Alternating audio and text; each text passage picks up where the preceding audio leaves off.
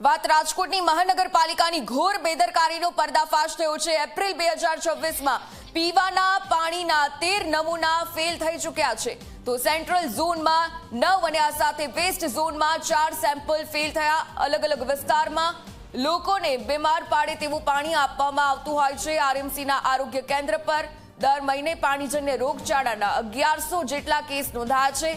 ગત વર્ષે પણ આ જ પ્રકારની બેદરકારી દાખવવામાં આવી હતી। મે 2025માં વિતરણ કરેલા પાણીના 22 સેમ્પલ ફેલ થયા હતા, જેનો રિપોર્ટ પણ વેબસાઇટ પર 1 મહિનો મોડો સુધી મૂકવામાં આવ્યો હતો। જોકે આ બાબતનો ખુલાસો ત્યાર પછી થયો। બેદરકાર તંત્રના પાપે બીમાર પાડે તેવું પાણી જનતાને વિતરણ કરવામાં આવ્યું હતું। અહીંયાથી જોયું આજે પાણી આપણને બાય એન્ડ લાર્જ બરાબર લાગે છે, તો એનો મતલબ કે ક્યાંક લાઇનમાં અમારા બે પ્રશ્નોને અમે અત્યારે પોતે ટાર્ગેટ કરી રહ્યા છીએ। એક લાઇન લોસ, પાણી આપણે ડિસ્ટ્રીબ્યુટ કરીએ એની વચ્ચે જે લોસ ના થવું જોઈએ એની માટેનું, અને એક છે કે વચ્ચેનું કન્ટેમિનેશન।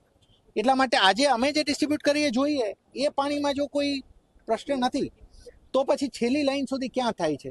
જ્યાં જ્યાં લાઇન રિપ્લેસમેન્ટ કરવાની જરૂર જણાય ત્યાં પણ એક ડ્રાઈવ રૂપે આ થાય, અને જ્યાં રિપેરિંગની જરૂર જણાય પણ મૂળ પહેલી એ છે કે આ ડ્રાઈવની અંદર હવે તમામ સિનિયર ઓફિસરો પોતે આ સેમ્પલ ટેસ્ટિંગ અમે કરાવીશું। એટલે કે ડેપ્યુટી કમિશનર ઇન્ક્લુડિંગ કમિશનર અમે થોડા દિવસ આ ડ્રાઈવ રાખવાના છે। અમે એન્શ્યોર કરવાના છે કે પાણી, દૂષિત પાણીના પ્રશ્નો આ ચોમાસા દરમિયાન અમે એને જેટલું મિનિમાઇઝ કરી શકીએ, ઇનફેક્ટ મિનિમાઇઝ નહીં પણ એને ઝીરો કરવા માટે પ્રયત્ન કરીએ।